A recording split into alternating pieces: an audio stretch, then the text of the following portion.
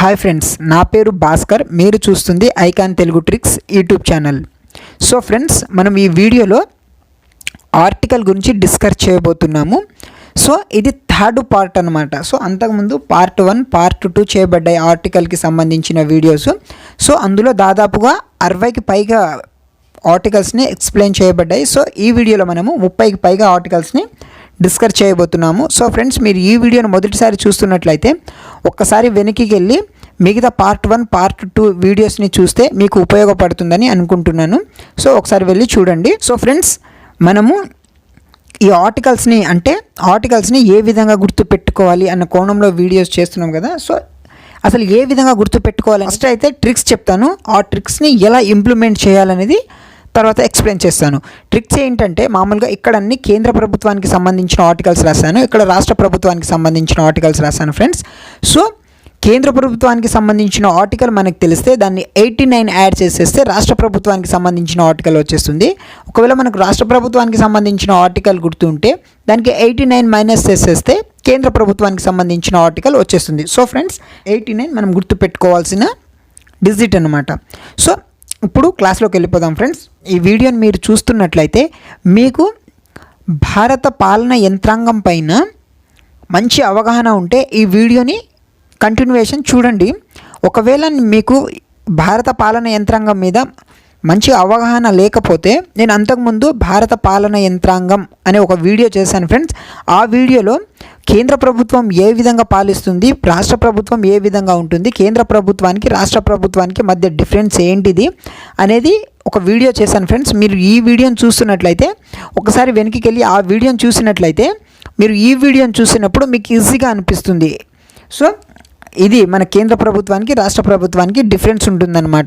So ఆ వీడియోని మీరు చూసినట్లయితే ఈ వీడియోలో ట్రిక్స్ అనేది మీకు ఈజీగా అర్థమవుతుంది. సో గుర్తుపెట్టుకోవడానికి ఎక్కువ ఆస్కారం ఉంటుందన్నమాట. సో ఫస్ట్, భారత ప్రభుత్వ వ్యవహారాల నిర్వహణ 77 ఆర్టికల్ తెలియజేస్తుంది. సో దీన్ని ఏ విధంగా గుర్తుపెట్టుకోవచ్చు అంటే, మామూలుగా 77 ఫ్యాన్సీ నెంబర్ కదా. వ్యవహారం అంటే ఈ వ్యవహారం అంతా నువ్వు పక్క నుండి చూసి నేర్చుకున్నావు కదా అని చెప్పేసి మనకు చెప్తుంటారు కదా పేరెంట్స్. సో మనం ఆ వ్యవహారాలు పక్కను చూసి నేర్చుకోవాలంటే ఆ పక్కడు కూడా మనలాగానే సేమ్ ఉండాలన్నమాట. సో ఈ వ్యవహారాలు అంటే 77, వాడిని చూసి మనం నేర్చుకుంటాం కాబట్టి వాడు కూడా మనలాగానే సేమ్ టు సేమ్ ఉండాలి. సో ఫ్యాన్సీ నెంబర్ అనమాట 77, 66. సో ఈ విధంగా ఈ వ్యవహారాలకు సంబంధించిన ఆర్టికల్ని ఈ విధంగా గుర్తుపెట్టుకోవచ్చు. నెక్స్ట్, భారత రాష్ట్రపతికి ప్రధాన కార్యనిర్వహణ అధికారి 74 ఆర్టికల్ తెలియజేస్తుంది. సో దీన్ని ఏ విధంగా గుర్తుపెట్టుకోవచ్చు అంటే, నేను అంతకుముందు వీడియోలో చెప్పాను ఫ్రెండ్స్. అంతకుముందు వీడియోలో ఏంటంటే, ఒక వ్యక్తికి 3 వచ్చినప్పుడల్లా అధికారం కావాలని అనుకుంటాడు అంటే భారత రాష్ట్రపతికి ప్రధాన కార్యనిర్వహణ అధికారి అనమాట. సో అక్కడ 3 అయితే ఇక్కడ 4 అనమాట, 74 అని గుర్తుపెట్టుకోవచ్చు. సో దీనికి 89 యాడ్ చేసేస్తే 163. రాష్ట్ర గవర్నర్కి ప్రధాన కార్యనిర్వహణ అధికారి అని ఈజీగా గుర్తుపెట్టుకోవచ్చు. నెక్స్ట్, ప్రధానమంత్రిని రాష్ట్రపతి నియమిస్తాడు 75 ఆర్టికల్స్. దీన్ని ఏ విధంగా గుర్తుపెట్టుకోవచ్చు అంటే, 7వ పో, నిన్ను 5 సంవత్సరాలు నేను ప్రధానమంత్రిగా నియమించాను. 7వ పో, నిన్ను 5 సంవత్సరాలు నేను ప్రధానమంత్రిగా నియమించాను అని చెప్పేసి గుర్తుపెట్టుకోవచ్చు. ఈ 75ని 89 యాడ్ చేసేస్తే 164. ముఖ్యమంత్రిని గవర్నర్ నియమిస్తాడు అని చెప్పేసి గుర్తుపెట్టుకోవచ్చు. నెక్స్ట్, కేంద్రంలో అటార్నీ జనరల్ 76 ఆర్టికల్ తెలియజేస్తుంది. సో దీన్ని ఏ విధంగా గుర్తుపెట్టుకోవచ్చు అంటే, కేంద్రంలో అటార్నీ అంటే 6, ఆ అంటే 6, 76. సో 76ని 89 యాడ్ చేసేస్తే 165. రాష్ట్రంలో అడ్వకేట్ జనరల్. నెక్స్ట్, ప్రధానమంత్రి రాష్ట్రపతికి మంత్రిమండలికి మధ్య సంధానకర్తగా ఉంటాడు. సో ఇది 78 ఆర్టికల్ తెలియజేస్తుంది. దీన్ని ఏ విధంగా గుర్తుపెట్టుకోవచ్చు అంటే, ఒక ప్రధానమంత్రి వ్యక్తి ఇక్కడ మంత్రిమండలికి సమాధానం చెప్పాలి, అక్కడ రాష్ట్రపతికి సమాధానం చెప్పాలి. అంటే వాళ్ళిద్దరి మధ్యలో నలిగిపోతాడు ఎవరు, ప్రధానమంత్రి. అలా నలిగిపోతాడు, బాగా ఇబ్బంది పెడతారనమాట. సో అప్పుడు ప్రధానమంత్రి ఏడుస్తుండు.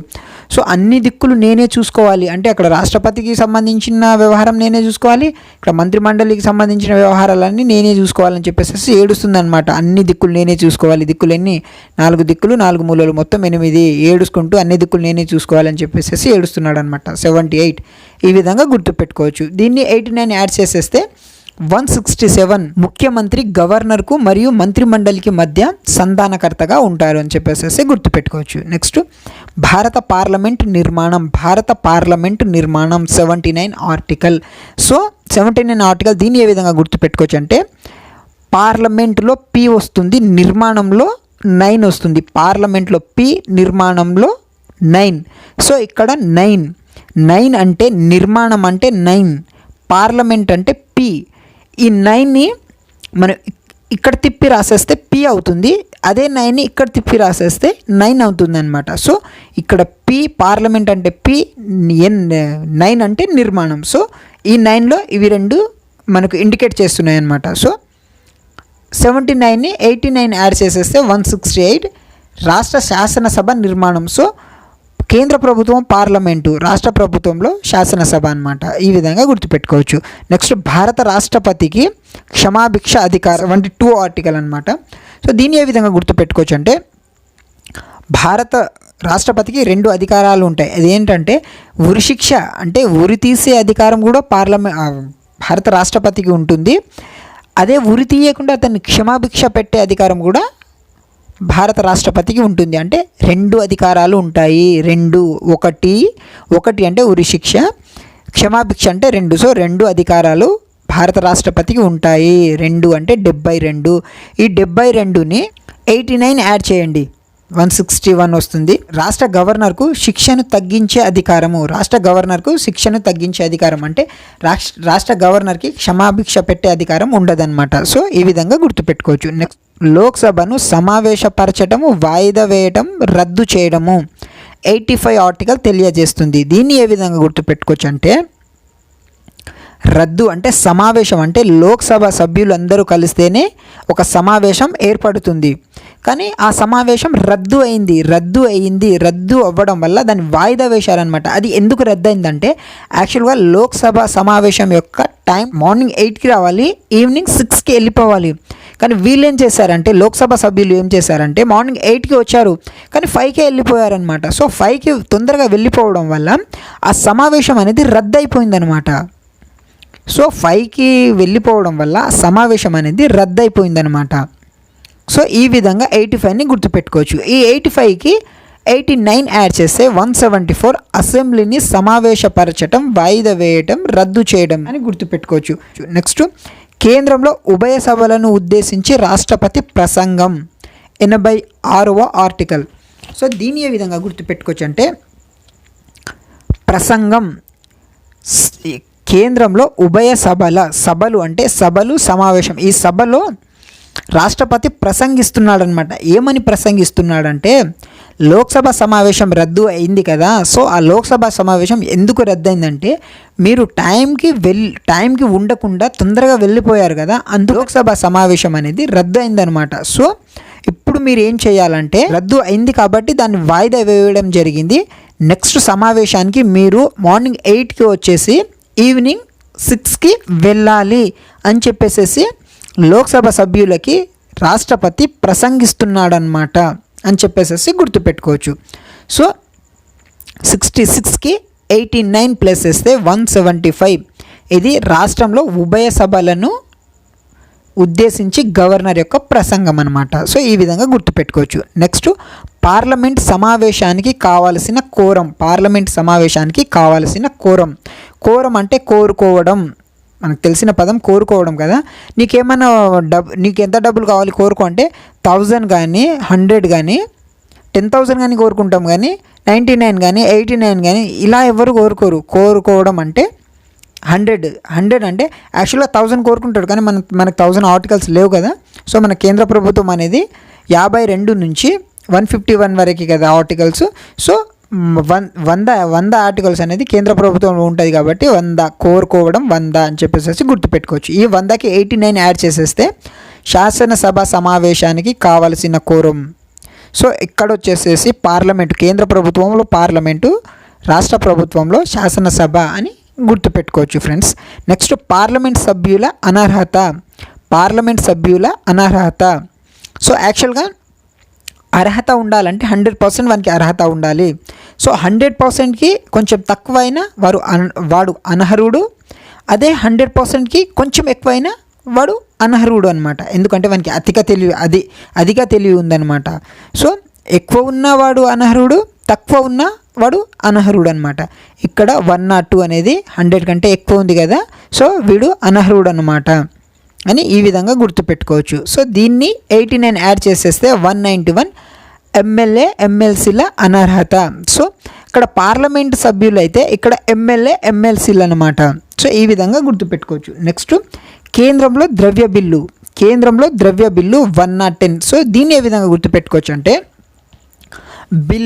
బిల్లు అనగానే మనం ఏదైనా ప్రోడక్ట్ కొనుక్కుంటే మనకు రిటర్న్ బిల్ ఇస్తారు కదా. సో యాక్చువల్గా బిల్ అంటే మనం ఏం గుర్తుపెట్టుకుందామంటే మనం వినాయక చవితికి ఇచ్చే చందా.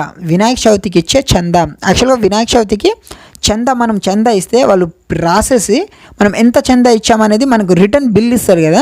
సో అది గుర్తుపెట్టుకోవచ్చు. ఎందుకంటే మనము వినాయకుని చందా మ్యాక్సిమము ఎవరైనా 100 ఇస్తే ఇంకొక 10 ఎక్స్ట్రా ఇస్తారు. సో 100కి 100 ఎవరు ఇవ్వరు, 1000కి 1000 ఇవ్వరు, 1,00,000కి 1,00,000 ఇవ్వరు. సో ఈ విధంగా 100 రూపీస్ ఇచ్చి ఇంకా 10 రూపీస్ ఎక్స్ట్రా ఇస్తారు కదా మామూలుగా. సో ఈ విధంగా గుర్తుపెట్టుకోవచ్చు. కేంద్ర ద్రవ్య బిల్లు అంటే మనకు వినాయక చవితి చందా గుర్తుకు రావాలన్నమాట. సో 110ని 89 యాడ్ చేసేస్తే 199 రాష్ట్రంలో ద్రవ్య బిల్లు. సో ఈ విధంగా గుర్తుపెట్టుకోవచ్చు. నెక్స్ట్ రాష్ట్రపతి బిల్లుకు ఆమోదం. రాష్ట్రపతి బిల్లు ఆమోదించాలన్నా వద్దా అంటే ఎస్ అని 3 సార్లు ఎస్ అని చెప్తాం కదా. ఎస్ అంటే ఇట్లా రైట్, ఎస్. ఇక్కడ నిలువుగా రాసేస్తే 111 అవుతాయి. సో ఈ 111ని 89 యాడ్ చేసేస్తే 200. సో గవర్నర్ బిల్లు ఆమోదం అనమాట. సో ఈ విధంగా గుర్తుపెట్టుకోవచ్చు. నెక్స్ట్ ఇక్కడ 90 అండి. ఇక్కడ 90 యాడ్ చేయండి. ఈ 3 ఆర్టికల్స్కి 90 యాడ్ చేసేయండి. భారత రాష్ట్రపతి జారీ చేసిన ఆర్డినెన్స్. 123 ఆర్టికల్. సో దీన్ని ఏ విధంగా గుర్తుపెట్టుకోవచ్చు అంటే భారత రాష్ట్రపతి ఆర్డినెన్స్ జారీ చేస్తున్నాడు. 1 2 3 స్టార్ట్. భారత రాష్ట్రపతి జారీ చేస్తున్నాడు. 1 2 3 స్టార్ట్. సో 1 2 3 అనమాట. సో దీనికి 90 యాడ్ చేసేస్తే 213 రాష్ట్ర గవర్నర్ జారీ చేసే ఆర్డినెన్స్ అనమాట. సో ఈ విధంగా గుర్తుపెట్టుకోవచ్చు. నెక్స్ట్ సుప్రీంకోర్టు నిర్మాణము. సో 214. సో దీనికి 90 యాడ్ చేసేస్తే 204 రాష్ట్రం హైకోర్టు నిర్మాణం. సో దీన్ని ఏ విధంగా గుర్తుపెట్టుకోవచ్చు అంటే సో ఇక్కడ చూడండి, ఇవి 2 సుప్రీంకోర్టు నిర్మాణము, హైకోర్టు నిర్మాణం అనేది 2 సేమ్ ఉన్నాయి. 214 204 అనమాట. సో ఈ ఇక్కడ 1 ఒకటి తీసేస్తే ఇక్కడ ఫస్ట్ డిజిట్లో 2 ఉంది, లాస్ట్ డిజిట్లో 4 ఉంది. ఇక్కడ లాస్ట్ డిజిట్లో 4 ఉంది, ఫస్ట్ డిజిట్లో 2 ఉందన్నమాట. 1 0 1 తేడా ఉందన్నమాట. సో ఈ విధంగా ఈ 2 సేమ్ ఉన్నాయి కాబట్టి ఈజీగా గుర్తుపెట్టుకోవచ్చు. నెక్స్ట్ కేంద్రంలో వార్షిక ఆర్థిక నివేదిక అంటే బడ్జెట్ అనమాట. 212 ఆర్టికల్ తెలియజేస్తుంది. దీనికి 90 యాడ్ చేసేస్తే 202 ఆర్టికల్ అనేది రాష్ట్ర ఆర్థిక నివేదిక అంటే బడ్జెట్ గురించి తెలియజేస్తుంది అనమాట. సో దీన్ని ఏ విధంగా గుర్తుపెట్టుకోవచ్చు అంటే 2 సేమ్ అనమాట. 112 అంటే ఇవి రెండింటిని ప్లేస్ చేస్తే 2 అవుతుంది. సో ఈ 2 సో 22. సో మామూలుగా యాక్చువల్గా 0కి వాల్యూ ఉండదు అని చెప్తారు కదా. సో 0 అనేది ఇక్కడ స్టార్టింగ్లో ఉంటే వాల్యూ ఉండదు, మధ్యలో ఉన్న ఇక్కడ లాస్ట్కి ఉన్న వాల్యూ ఉంటుంది. సో నేను అది చెప్పట్లేదు, జస్ట్ కోడ్ వర్డ్ కోసమైనా చెప్తున్నా. సో 0కి వాల్యూ లేదని మనం గుర్తుపెట్టుకుంటే ఇక్కడ 22 అవుతుంది. సో ఇవి 2 ప్లస్ చేస్తే 2, ఇది 22. సో బడ్జెట్ అనేది ఈసారి కేంద్ర ప్రభుత్వానికి రాష్ట్ర ప్రభుత్వానికి సమానంగా ఇచ్చారు. బడ్జెట్. యాక్చువల్గా బడ్జెట్ అనేది రాష్ట్ర ప్రభుత్వానికి వేరేలా ఉంటుంది, కేంద్ర ప్రభుత్వానికి వేరేలా ఉంటుంది. కాకపోతే ఈసారి మాత్రం కేంద్ర ప్రభుత్వానికి రాష్ట్ర ప్రభుత్వానికి బడ్జెట్ అనేది సమానంగా ఇచ్చారు, సమానంగా పంపిణీ చేశారు అని మనం కోడ్ వర్డ్ ద్వారా గుర్తుపెట్టుకోవచ్చు ఫ్రెండ్స్. ఈ వీడియో మీకు నచ్చినట్టయితే వెంటనే సబ్స్క్రైబ్ అవ్వండి, పక్కనే ఉన్న బెల్ ఐకాన్ని క్లిక్ చేయండి.